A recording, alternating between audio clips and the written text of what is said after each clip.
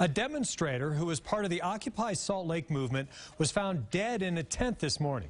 Now the chief of police says the protesters can no longer sleep at Pioneer Park. News specialist Jennifer Stagg is live at the park. Jen? Jen, some of the protesters behind me are lighting candles. They're hoping that the city changes their mind. The city, however, and the police say that this has become a breeding ground for illegal activity, that the tents sort of hide what's going on, and that it's time for all the demonstrators and protesters to go.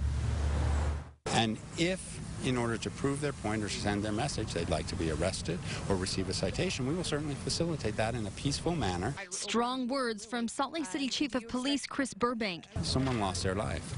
And as the police chief, as a city, we cannot tolerate that because we have other options that maybe had access to, he may not have passed away. For more than a month, Occupy Salt Lake protesters have camped out. But after a protester was found dead in his tent this morning, police believe from a combination drug overdose and carbon monoxide poisoning from a space heater, Chief Burbank says he's no longer willing to allow them to stay there overnight. There's a disconnection between this death and the statements, and I think that that's really unfortunate. Protesters say Chief Burbank is jumping to conclusions and should wait until an autopsy comes out.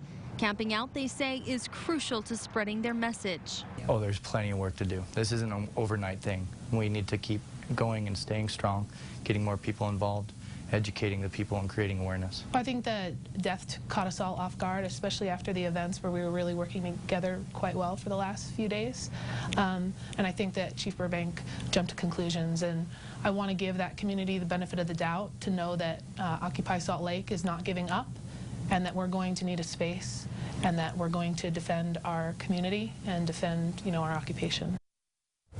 Now, some of the protesters here spoke to reporters a little bit earlier tonight about the man's death. They say this is a problem created by homelessness and not by the Occupy Salt Lake movement. Danny?